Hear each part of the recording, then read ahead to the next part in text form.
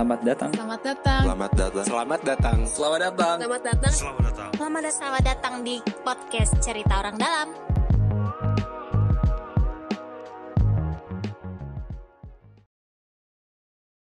Selamat datang di Cerita Orang Dalam. Ini adalah segmen terbaru, episode terbaru kita itu Pemuda Masuk Parlemen, di mana kita akan fokus bahas anak-anak muda, orang-orang yang punya keinginan untuk masuk parlemen atau sudah di parlemen, karena sebenarnya salah satu kunci kebaruan di parlemen Indonesia itu salah satunya adalah energi anak muda nih. Gimana anak-anak muda di Indonesia itu bakal ngubah arah perubahan republik ini lewat kontribusinya di parlemen. Dan episode pertama kita hari ini itu ada salah satu orang anak muda yang akan maju dari Dapil Jabar 3 itu kabupaten Jabar 2, sorry saya koreksi nih saya.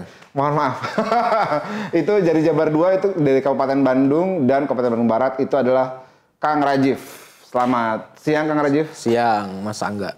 Nah, salah satu informasi yang menarik dari Kang Rajif ini adalah dia itu sekarang jadi wakil presiden salah satu klub Liga 1 di Indonesia. Kenapa nggak saya sebutin namanya? Supaya kadang-kadang orang tuh sensitif, wah nanti masukin bola ke politik dan segala macamnya. Padahal kadang-kadang kita butuh orang yang memang ngerti untuk mengubah kebijakan, bikin kebijakan dalam konteks olahraga. Tapi mungkin pertama Kang Rajif kaitan sama, Gue baca dulu takut lupa.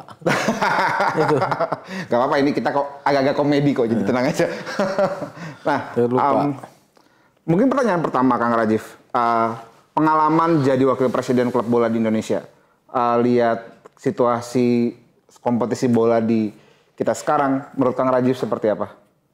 Ya kompetisinya sih sebenarnya klubnya tuh niatnya baik-baik semua, kompetisi yang fair. Tapi kan memang ada oknum-oknum yang nggak perlu kita tutupin ya. Mungkin masyarakat juga atau yang penghobi bola juga saya rasa udah paham mulai nanti dari ya oknum wasit. Ya kuncinya kan di situ tuh, di oknum wasit dan budaya sih pemilik-pemilik klub yang sudah lama. Pasti ada mencoba untuk ini kan, apalagi kan kemarin kan kayak saya kan dari Liga 2 kan, dari Liga 2 naik ke Liga 1 tuh lebih keras tempurnya daripada Liga 1. Gitu. Oh, oke.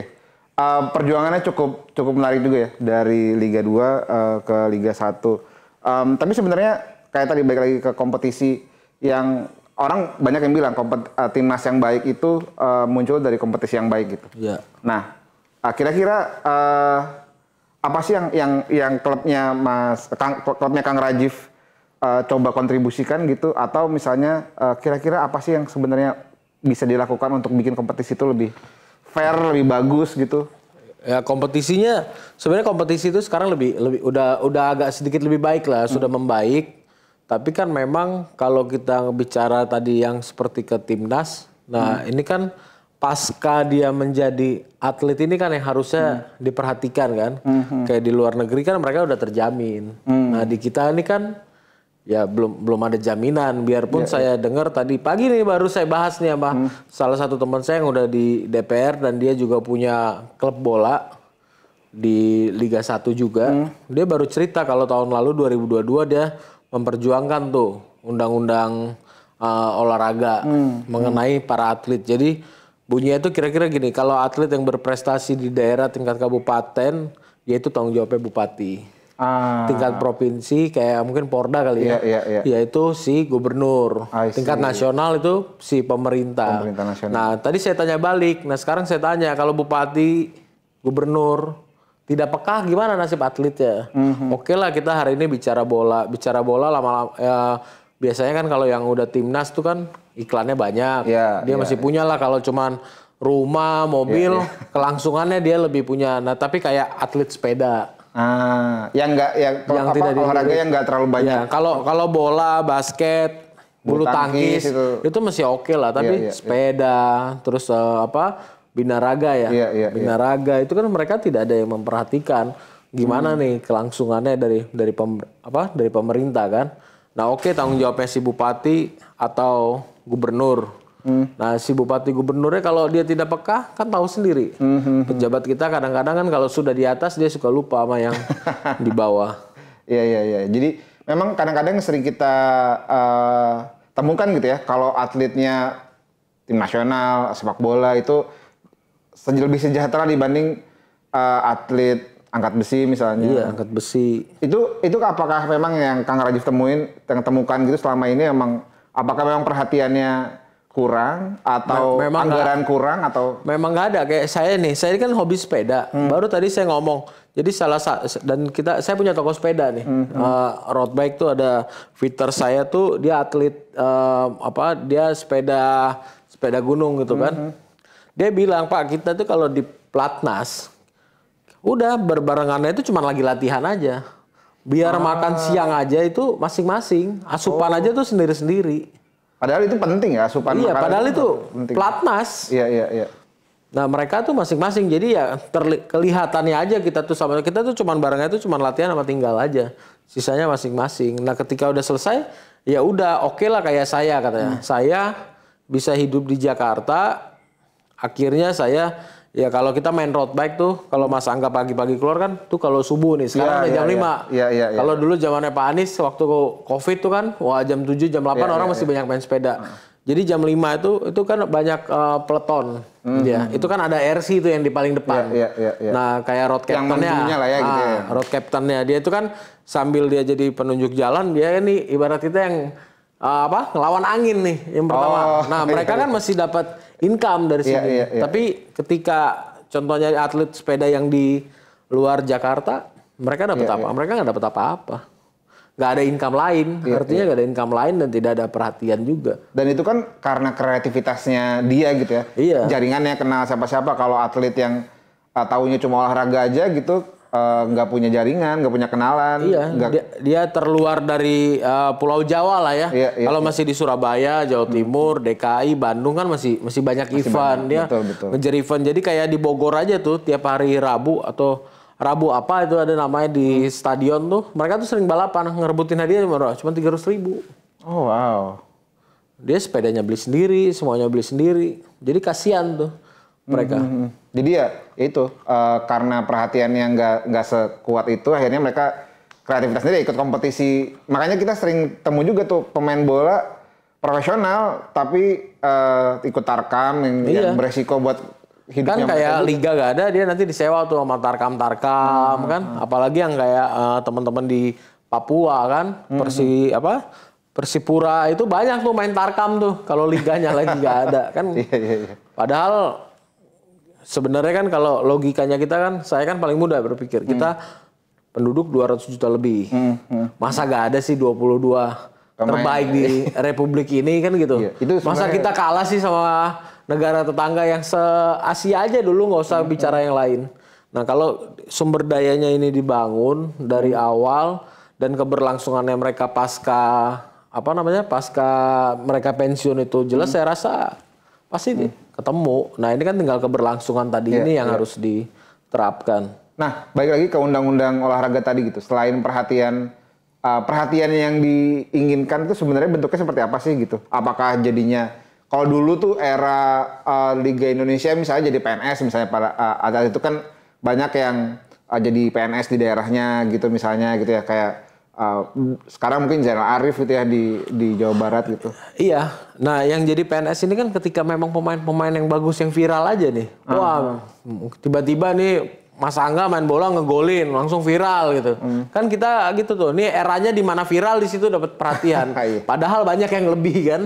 Karena itu yang tidak seperti bola itu, seperti angkat besi, sepeda itu sih. Kalau masih bola, basket, volley middle lah, masih ada lah kan. Tapi yang di luar 3 itu sih, itu yang harus benar-benar diperhatikan. Tadi saya tanya sama sahabat saya tanya, terus kalau bupati sama gubernur yang nggak peduli gimana? Ya itu lagi katanya. Dia juga nggak bisa jawab. Iya. Memang itu jadi PR kita bersama ya. Maksudnya salah satunya gimana legislatif bisa ngedorong undang-undangnya, juga eksekutif bisa mengeksekusi ya apa yang sudah diaspirasi oleh teman-teman legislatif. Nah, tapi kita geser sekarang ke Kabupaten Bandung dan Kabupaten Bandung Barat, di mana Kang Rajif mau maju jadi caleg dari sana. Menurut Kang Rajif, gimana sih Kabupaten Bandung Barat itu? Bandung dan Bandung Barat itu di mata saya ini sebenarnya daerah potensi. Apalagi di Kabupaten Bandung itu kan kalau nggak salah Majalaya atau apa itu kan pusatnya UMKM, pusatnya konveksi, pusatnya pabrik tekstil terbesar. Nah tapi saya sering tuh menerima audiens dari si pemilik pabrik, si pemilik UMKM. Mereka hari ini tuh 1 minggu tuh cuma 2 hari kerjanya. Oh iya. Karena apa? Mereka kalah harga dengan impor. Oh, si pengusaha tekstil ini. Tekstil impor dari tekstil ini. Nah, itu kendalanya di situ hari ini. Oke. Kira-kira tapi kan sebenarnya gini, dalam konteks pemerintah nasional gitu ya, impor itu dimasukkan kan untuk menyediakan tekstil murah gitu ya. Iya. Buat industri yang lain gitu, bukan industri bahan bakunya. Kira-kira seberapa apa yang bisa dilakukan sama pemerintah gitu ya untuk melindungi si industri tekstil apa? Emang kan di Jawa Barat di Bandung satunya ya kita tahu ada Pasar Cigondewa, ada Majalaya itu konveksi itu di Bandung bagus-bagus gitu. Bagus-bagus kan kita aja kan bikin buat acara kita kan di sana enak-enak bahan semua rompi yang kita pakai kan dari Bandung semua. Nah itu satu di mata saya Bandung dan Bandung Barat di luar usahanya. Apalagi Kabupaten Bandung hari ini, Kabupaten Bandung saya selalu bilang, Kabupaten Bandung sama Kota Bandung ini kan sebelahan. Ini kan telur mata sapi, kuningnya itu Kota Bandung. Kota Bandung, betul. Putihnya itu ada Cimahi, ada Bandung Barat, ada Kabupaten Bandung. Nah ini kalau kita bandingkan perkembangan kan jauh, jomplang. Kebenaran saya udah ke seluruh daerah di kecamatan, bahkan sampai ke desa di Kabupaten Bandung dan Bandung Barat. Memang agak sedikit tertinggal ya. Bisa kalau untuk Jawa Barat itu bisa saya bilang itu tertinggal. Oh iya. Satu saya lihat di situ memang dengan ada dinasti politik beberapa kepala daerah di Kabupaten Bandung yang memang dia terlalu dominan 20 tahun. Iya. Jadi dari bapak ke anak. Nah, kemarin istri si mantan bupati maju, dia kalah nih dengan bupati yang hari ini. Nah bupati hari ini salah satunya kita juga yang dukung Nasdem. Dan saya sering juga mengkritik. Bukan berarti saya dukung, saya nggak mengkritik. Kenapa? Karena kan kita ingin perubahan. Betul. Ingin perubahan untuk Kabupaten Bandung yang penduduknya kan 3 juta. DPT-nya aja kan Jawa Barat 2 tuh 3,5 juta. 10 kursi kan besar kan. Ya. Belum lagi Bandung Barat. Sebenarnya kan banyak potensi-potensi yang bisa dibuat ya di sana, mulai dari wisata. Semuanya ada tuh di Kabupaten Bandung, Bandung Barat. Benar. Bandung Barat dengan ada Lembang. Iya. Kabupaten Bandung ada Ciwidey, ada Pangalengan. Itu dari segi wisatanya aja kan udah banyak dan di sana masih dingin. Kalau puncak kan dinginnya udah menurun. Betul. Di sana tuh masih dingin, orang masih ke Kawah Putih masih udah kayak Eropa dia pakai coach dia udah. Nah, tadi kaitan sama Pangalengan ya. Itu kan kental sekali sama industri susu sapi ya. Iya. Itu kondisinya sekarang gimana Kang? Kalau Kang Rajif udah kesana gitu lihat. Ya mereka udah jauh menurun semua. Memang udah dengan banyak produk-produk tadi itu kan. Mereka agak tertinggal memang. Jadi memang itu salah satu PR juga ya. Nah, yang lebih menarik lagi, saya tuh punya data. Jadi ada teman saya survei karakteristik masyarakat Bandung dan Bandung Barat. Yang jadi masalah, 65% masyarakat Bandung Barat tuh nggak kenal sama DPR RI-nya. Wow, menarik sekali itu. 65% nggak ada yang kenal. Tapi mereka memilih. Kok bisa tapi? Ya, saya nggak tahu. Itu surveinya Bandung dan Bandung Barat, 65% mereka tidak kenal. Padahal dari sana tuh banyak tokoh-tokoh nasional dapil itu. Iya. Ada yang udah sekarang jadi menteri, ada yang ketua fraksi, ada yang di DPR beberapa banyak sekali. Mana yang jadi masalah ya itu. Kalau saya tanya tuh, kan saya takut juga ini nggak kenal, jangan nggak milih, iya kan? Jangan nggak milih. Ternyata mereka tetap memilih. Tapi kenapa mereka milih politik uang kah misalnya? Ya money politik pasti. Oh, wow. Karena memang mereka agak ketinggalan kan. Iya. Nah yang kedua memang mereka tidak pernah bertemu. Berarti nggak pernah datang reses tuh kan? Reses itu kan masa di mana anggota DPR RI ketemu konstituennya gitu ya. Jalan gitu, ketemu, nyerap aspirasi gitu. Ya saya nggak tahu mereka resesnya di mana. Saya juga tidak bisa berkomentar terlalu banyak. Tapi yang pasti titik-titik yang saya datang, nggak kenal. Saya sering nanya, Bu, saya mau nanya. Ini bukan saya kepo nih, tapi saya mau nanya. Pernah nggak anggota dewan ke sini? Nggak pernah. Ya artinya kan dengan pertanyaan itu dengan data yang saya punya kan sama. Iya. Gitu. Nah makanya ketika mereka ketemu. Saya paling senang tuh ketemu mereka ngobrol, ketemu masyarakat gak ada ruginya. Mau disalam aja dikasih kita megangin HP selfie mereka udah bahagia. Saya sering lihat tuh kalau teman-teman cek ada @baraya_rajif ya. Iya. Itu kan apa ibaratnya akun pendukung atau Enggak, itu akunnya relawan saya. Memang mereka ya itu dibawa di relawan kampanye juga, tapi memang melakukan kegiatan sosial, bantu. Dia kayak wadah lah. Bahkan sekarang udah saya jadikan yayasan. Oh iya, wow. Udah saya jadikan yayasan supaya nanti tim saya dan masyarakat di sana ketika saya takdirnya jadi anggota DPR, ya lewat situ mereka udah punya wadah nanti. Iya, punya wadah, aspirasi bisa lewat situ. Aspirasi lewat situ. Bantuan dan segala macam bisa lewat situ. Jadi sebelum kita jadi kita udah buktikan ya ini wadahnya udah ada. Jadi saya sering ngasih tuh pilihan ke masyarakat. Ibu mau money politik atau mau program? Kalau money politik saya jawab nanti aja terakhir. Ya kan? Saya sering pakai bahasanya Bapak tuh, Pak Anies tuh. Bukan saya nggak mampu bayar, tapi tidak ternilai. Tapi memang menarik ya. Maksudnya kalau misalnya bicara warga yang tadi kan Kang Raji sempat bilang dia ketertinggal segala macam gitu ya. Bagi mereka mungkin yang paling gampang instan aja gitu. Iya instan karena mereka nggak punya wadah. Mereka tidak ketemu. Dia juga nggak pengen seperti dia pengen program. Nah kebenaran kan saya itu kan punya teman banyak kan di partai juga teman-teman saya yang jadi anggota DPR banyak dan mereka sering menyelipkan aspirasinya mereka. Kayak PIP, saya ya programnya partai saya yang bagi kayak ada PIP, udah banyak orang di sana saya PIP kan dan tidak ada potongan. Ternyata selama ini ada PIP ada potongan. Nah ini kan jadi masalah juga ini. Iya. Terus kayak alat-alat pertanian, belum lagi nanti yang sakit banyak gitu. Bayangin aja di Bandung, kan kota besar itu, iya kan? Penduduk paling banyak, kursi paling banyak. Iya. Saya belum pernah lihat anggota DPR-nya itu punya ambulan di sana. Oh iya, biasanya kan kalau di Jakarta banyak banget tuh ambulan, ada foto anggota DPR-nya, ada foto partai. Di sana nggak ada. Jadi ada ambulan dari pemerintah itu bayar per kilometer. Oh wow. Jadi saya pernah suatu saat itu melihat orang meninggal dibawa pakai angkot. Wow. Jadi bayangin tuh Kabupaten Bandung yang dekat sama kota.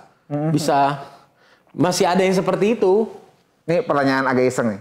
Gubernurnya kemana kira-kira ya? Gubernurnya kayaknya sering syuting kayak kita juga dia. Karena kan maksudnya itu kan salah satu tanggung jawab eksekutif di daerahnya ya. Iya, makanya akhirnya jadi lebih lucunya lagi tuh saya punya teman di sana orang kabupaten. Beliau ini banyak bantu saya lah. Dia bos billboard. Jadi kalau orang lihat billboard saya banyak itu bukan saya banyak uang, saya banyak teman. Saya banyak teman. Bukan karena saya banyak uang, saya banyak teman. Mereka juga dia asli masyarakat Kabupaten Bandung. Ya melihat mungkin kita yang saya seperti ini ditambah dengan Nasdem, tambah lagi dengan Pak Aniesnya. Ini orang jadi secara bangun memang ingin perubahan gitu. Jadi yang lebih lucu dia yang pertama beli ambulan. Oh wow. Padahal bukan anggota DPR. Bukan, ini pengusaha murni, pengusaha billboard. Di sini rumahnya, di depannya itu rumah sakit Aliksan. Istrinya dia kebenaran bidan atau suster gitu. Iya. Kang Seno ini sahabat saya. Dia pertama, dia nggak cerita nih sama saya dia beli ambulan. Tiba-tiba dia kirim tuh ambulan. Bos saya udah beli ambulan katanya. Wah beli ambulan. Dia brandingin muka saya. Saya terpancing kan. Ya udah kalau gitu saya tambah lagi 4 saya. Iya, menarik sekali. Jadi dapil sebesar itu pinggirnya kota. Nah saya tanya kan, kenapa sih? Saya pernah tanya juga ke supir-supir ambulan. Ini tidak ada tarif ya, tapi ada tip, ada bensin. Tapi jauh lebih murah. Jadi mereka tuh kalau di Kabupaten Bandung tuh kan itu kan luas kan. Ada yang dengan perbatasan Cianjur, Garut. Bahkan ada yang dari Bandung Barat tuh kalau nggak salah Sukabumi atau apa gitu tuh ada. Nah itu bisa jutaan kalau bayar sama Pemda. Ambulannya rumah sakit umum RSUD. Nah dengan kita kan dia free ya, dia kasih seikhlasnya dengan ini. Bahkan saya bilang ya kalau memang bahkan yang mobil jenazah saya titipkan lagi tuh kain kafan nih. Masih banyak yang nggak mampu beli kain kafan. 200 km dari ibu kota. Dan mungkin puluhan kilometer dari iya paling 20 kilo kali dari kota Bandung kan. Iya. Kan deket masih sekali. Ada yang kayak gitu ya. Dari apa? Buah Batu tuh udah kabupaten kan udah saya bilang ngelingkar. Jadi ada beberapa kecamatannya itu 2 kecamatan ngelingkar sama kota Bandung aja ada. Iya. Masih ada tuh yang kayak begitu. Siap, itu menarik. Bukan menarik ya, agak miris sebenarnya. Agak miris. Nah makanya saya ini kayaknya ini tempat cocok ini saya di sini. Nah, sekarang sebenarnya yang paling penasaran juga saya sebenarnya adalah kenapa Nasdem, Kang? Maksudnya apa yang membuat Kang Rajif tuh awalnya mikir kayaknya gabung sama Nasdem nih bisa menyalurkan aspirasi saya nih. Gitu. Kalau kenapa Nasdem, saya tidak langsung masuk di Nasdem, tapi saya berteman sama Nasdem itu udah cukup lama lah. Saya dekat sama Waketum dan teman-teman anggota DPR yang lain kan. Sama Ketum juga ini ya tahu gimana Mas Prananda segala macam. Saya lihat ini Nasdem ini satu anti mahar itu bukan cuma slogan. Oh, itu benar banyak orang tuh, bener gak sih? Kalau misalnya jadi caleg itu nggak... Tanya aja sama Gubernur Jawa Barat, nggak usah susah-susah. Tanya aja sama Gubernur Jawa Barat, bener nggak? Iya. Iya kan, Bupati Bandung. Jadi udah banyak lah saya lihat. Terus saya pasca Pilpres 2019, saya baru masuk gitu ke Nasdem. Bahkan dulu saya ikut-ikut acara Nasdem tuh ke Makassar, kemana. Saya nggak pernah tuh mau pakai baju Nasdem. Saya pakai kemeja biasa aja, tapi saya ikut acara Nasdem. Iya. Sampai sama kamu gitulah jahit itu baju Nasdem. Ya nanti dulu, saya bilang. Dulu saya ada ngefan tuh sama partai tetangga tuh. Partai lumayan besar juga lah, 5 besar juga. Iya. Wah, saya lihat dulu, ini keren nih, komando bener ini. Ternyata ya jadi tentara beneran nanti kita di situ. Iya kan? Salah dikit kita dipecat nanti bahaya nih. Nah, Nasdem itu saya melihat dia mempunyai ruang, apalagi untuk anak muda. Lihat aja banyak kan anak-anak muda. Terus dengan Pak Surya Paloh yang mendidik para kadernya, nggak usah jauh-jauh. Bayangin aja Pak Surya mendidik putranya aja itu kan luar biasa, dikasih berproses dulu, tidak instan. Kan kalau hari ini beliau mau, sangat bisa dijadiin menteri kayak. Siapa yang mau larang? Gak mungkin ada yang berani komplain. Tapi beliau mengasih proses dulu, Mas Nanda bagaimana. Itu saya salah satu respect juga. Dan Mas Nandanya sebagai putra dari beliau juga di internal Nasdemnya cukup mengayomi semua dengan mudahnya. Karena umurnya Mas Nanda sama saya paling beda 2-3 tahun kan. Beliau juga cukup terbuka. Nggak pakai nggak ada gap di Nasdem, nggak ada gap. Karena saya anaknya Ketum jadi semena-mena gitu. Beda. Bahkan saya pernah nemenin Waketum tuh ketemu salah satu anak mantan ketua umum partai. Pernah jadi presiden. Partainya ini pernah jadi presiden. Ini sepupunya. Itu mau ketemu sepupunya lagi yang pimpinan fraksi di DPR itu bisa 2 bulan 3 bulan. Wow. Itu yang dengan sepupu apalagi kita. ini fakta ini. Iya. Nah, di Nasdem hari ini ya Mas Angga kan udah lihat beberapa kali kan acara dengan Nasdem. Nasdem begitu, dengan semua bersahabat, dia tidak pernah membedakan ini staff ini sama semua ya kita makan bareng, siapapun bisa masuk. Jadi kalau orang melihat foto sama ketua umum partai itu suatu yang luar biasa, bagi Nasdem itu biasa aja. Karena siapapun bisa. Hari ini kamu mau foto dengan Pak Surya pagi-pagi datang aja ke Nasdem Tower tuh tungguin beliau ngopi di bawah, nanti foto juga duduk aja di situ juga nggak mungkin diusir. Jadi sangat terbuka, sangat punya ruang. Ya contohnya banyak pimpinan di DPR juga anak muda kayak Bang Martin, wakil ketua Komisi 6, banyak lah. Ya terus tidak melihat background yang harus bekas anak pejabat kah atau ada terah darah biru mungkin kan. Iya, contohnya kan gampang, wakil ketua umum Nasdem. Iya. Ahmad Ali, aslinya mana? Bungku, Morowali. Tapi bisa jadi wakil ketua umum. Kenapa? Karena emang punya kapasitas dan punya loyalitas terhadap partai. Ngurusin partai ya punya ruang, artinya siapa aja bisa punya ruang di sana. Dan ketika memang kita punya kapasitas ya. Nggak perlu itu ya, nggak perlu bayar. Anaknya siapa, pejabat atau bukan, kaya apa enggak gitu, selama mau loyal sama partai. Iya. Pasti dan di sana kan semua ada, mayoritas pengusaha. Iya kan semuanya juga ya biasa, tidak ada yang sombong. Iya kan ada pengusaha, ada aktivis. Iya kan beraneka ragam agama. Semuanya ada di sana, nggak ada yang nggak ada tuh. Semuanya ada. Dan maksudnya ketua DPW Jabar sendiri Kang Saan itu kan aktivis ya? Aktivis, HMI kan? Iya, dan sekarang jadi salah satu penggawa di Jawa Barat lah ya? Ya, ketua DPW, beliau di DPR juga wakil ketua Komisi 2 kan? Jadi kalau ada yang aktivis, pengen kontribusi. Saya lihat Nasdem gini, kalau saya mengikuti beberapa proses pilkada Nasdem, ketika si sosok calon kepala daerah ini, jadi kan mereka datang, ini Pak, ini data survei saya katanya. Tapi Nasdem kan punya data sendiri yang internal yang survei. Ketika memang orang ini bagus, surveinya bagus, dan punya track record yang bagus atau rekam jejak yang bagus, bahkan kalau nggak punya duit aja dimodalin. Kayak sekarang ya? Hah? Kayak siapa? Yang mana nih? Kayak capres yang sekarang ini kan? Ya, saya nggak tahu kalau itu. Nggak, maksudnya difasilitasi. Kalau yang capres yang sekarang ini kan tadi Kang Rajif bilang ada surveinya sendiri dari partai gitu, sehingga akhirnya bisa memutuskan bahwa oke, ini kita maju jadi capres nih. Iya, jadi kayak ya contoh capres yang hari ini. Ya berproses kan, tidak tiba-tiba muncul. Itu udah lama, mungkin dari pasca 2019 sudah diamatin seluruh tokoh. Bukan berarti capres yang hari ini sudah dideklarasi aja. Bahkan ya beberapa tokoh yang lain juga kan sudah. Makanya kan mesti ada tahapan yang tiga nama. Tiga kan nama, iya. Dilihat lah, ini kayaknya yang paling, kalau kata Pak Surya ya ini yang terbaik dari yang paling terbaik dari yang terbaik kan gitu. Tapi bukan berarti yang lainnya tidak baik kan. Tapi menurut Kang Rajif memang Pak Anies terbaik sekarang? Saya ngeliat Pak Anies saya paling terbaik udah. Saya simpel aja, banyak teman-teman nanya, gimana bro jalan Pak Anies? Saya bilang simpel, saya nggak usah ngomongin politik.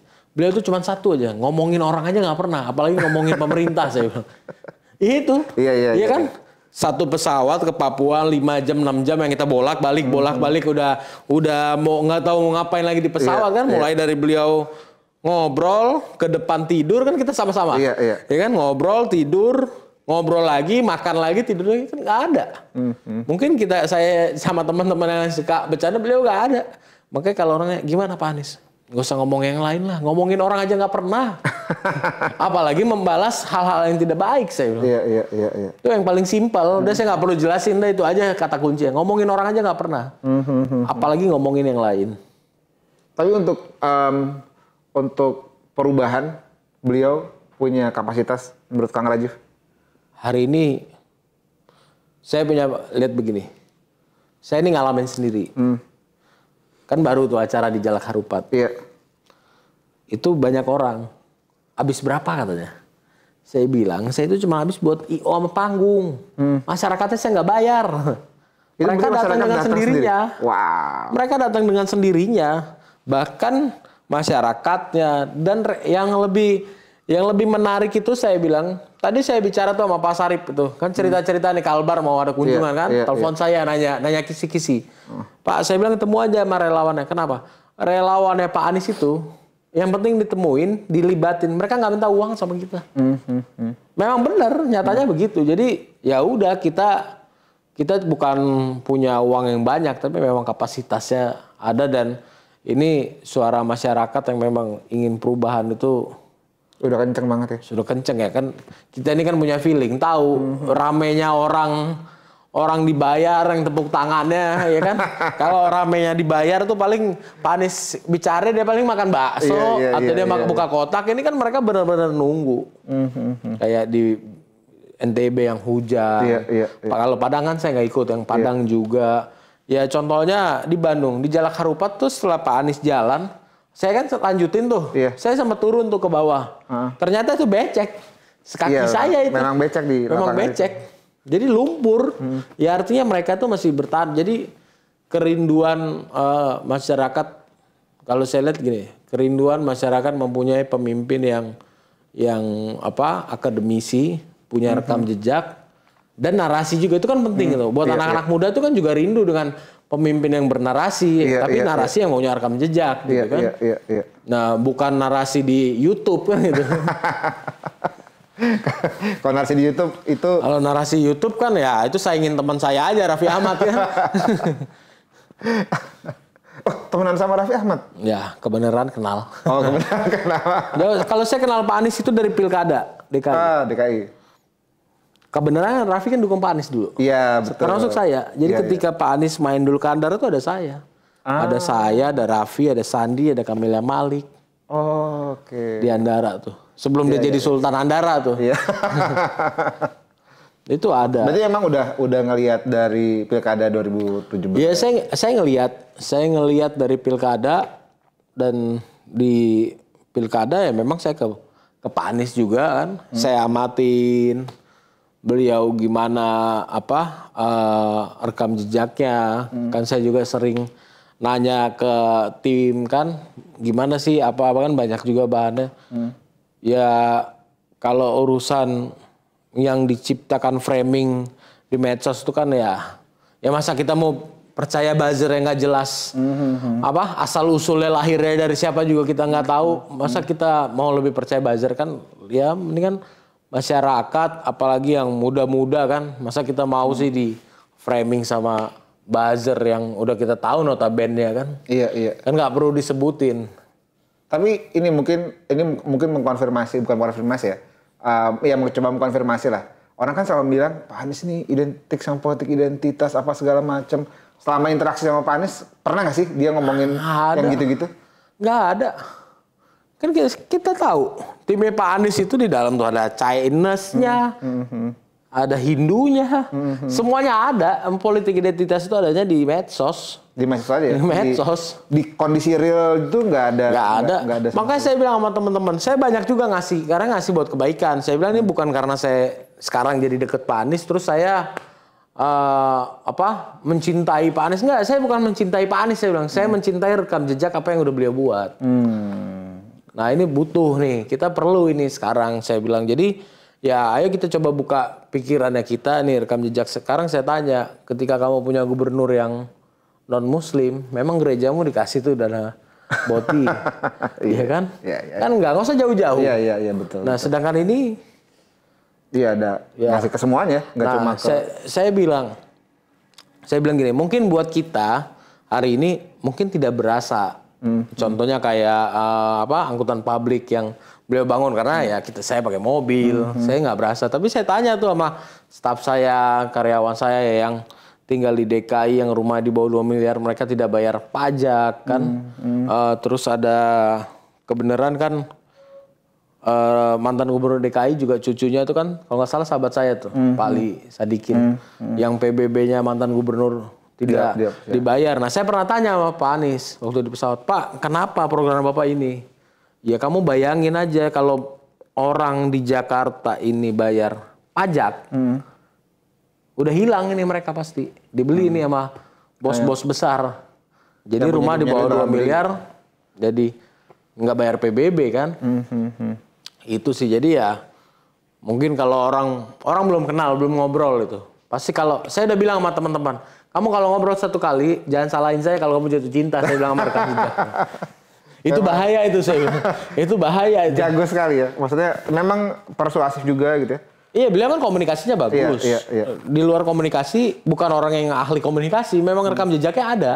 Makanya saya bilang tadi, Indonesia membutuhkan kangen dengan pemimpin yang narasi, ya kan, apalagi anak-anak muda bernarasi, tapi mempunyai rekam jejak. Gitu. bukan jadi YouTubers gitu. Nah, ini mungkin kita masuk ke part terakhir nih. Kalau misalnya Kang Rajif jadi anggota legislatif, kepilih, alhamdulillah insya Allah, kepilih jadi anggota legislatif, punya ini nggak keinginan pengen di komisi apa gitu, pengen berbuat apa di komisi itu? Ya kalau komisi kan, ya kalau pengen saya pengen komisi 3 lah. Teman-teman saya banyak di sana, bisa membantu membenahi Polri kan hari ini yang sudah cukup baik dengan program Kapolri yang hari ini kan dengan presisi kan itu udah cukup baik. Ya, tinggal mengawal itu membantu karena kan ya polisi ini kan yang benar-benar dekat sekali sama masyarakat, betul. Iya kan. Ya kalau keinginan saya yang lain, saya kan punya hobi sosial. Ya, tadi khususnya buat masyarakat Bandung Barat tuh saya mau ini. Saya udah punya komitmen, punya janji sama masyarakat sana. Bu, kalau saya kayak yang lain-lain, Ibu jangan pernah pilih saya lagi. Loh kok gitu Pak? Karena nggak ada anggota DPR itu cuma pengen 1 kali Bu. Pasti bila perlu sampai dia meninggal dia jadi anggota DPR itu. Iya kan benar kan? Iya. Nah jadi itu komitmen saya. Nggak mungkin saya cuma pengen sekali. Umur saya masih muda. Kecuali umur saya 65, 70 mungkin sekali aja. Itu belum tentu finish kali kan? Iya. Nah itu janji saya terhadap masyarakat. Dan saya juga udah banyak yang saya lakukan di sana. Kita contek-contek juga polanya Pak Anies dengan rekam jejak kita bikin, kita bagi kan. Jadi saya bilang, kamu sandingin saya apple to apple. Jangan apple sama mangga, nggak nyambung nanti. Apple sama apple kan. Jadi supaya konsisten bila perlu kamu bandingin saya dengan anggota DPR yang udah duduk. Jangan sama yang udah caleg. Yang udah duduk aja nggak ngapa-ngapain, apalagi yang masih mau caleg kan gitu ya. Jadi harus seimbang gitu ininya. Menarik. Dan ini kan sekarang banyak ya anak-anak muda tuh agak anti ya. Banyak tuh sekarang anak muda anti politik. Kayak ngapain sih ngurusin politik itu, politik mah urusannya orang tua segala macam gitu-gitulah. Kita kerja aja, kita jadi pengusaha aja, kita kerja biasa, kita ngapa-ngapain gitu. Kenapa sih menurut Kang Rajif harus nggak sih anak muda tuh masuk ke politik, berkontribusi di partai gitu misalnya kalaupun saya belum jadi caleg? Harus ya kan, jadi berpolitik kan tidak harus jadi anggota dewan sebenarnya. Tapi kalau mau mempunyai keinginan di sana lebih bagus lagi, apalagi orang-orang yang secara ekonominya sudah mapan. Jadi masuk politik, masuk anggota dewan lah ketika ekonomi kamu sudah mapan supaya kamu tidak makan itu. Jadi nggak ada beban, nggak nyari-nyari di situ.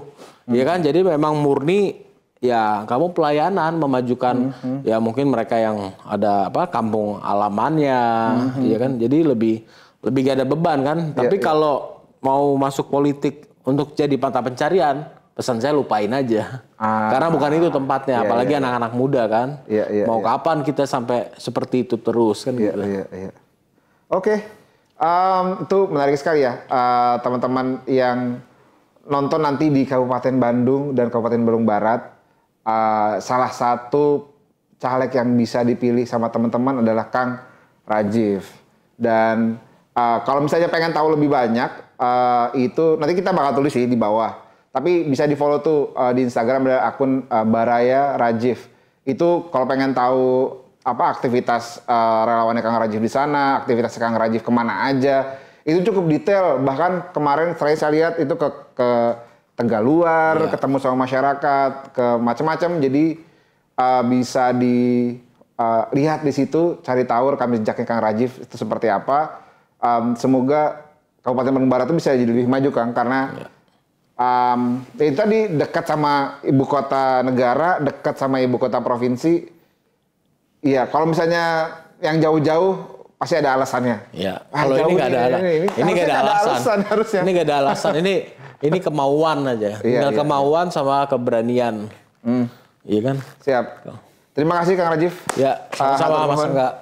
Semoga nanti kita bisa ngobrol-ngobrol lagi. Kita ngobrol lagi, kita lanjutkan. Sampai jumpa teman-teman di cerita orang dalam berikutnya.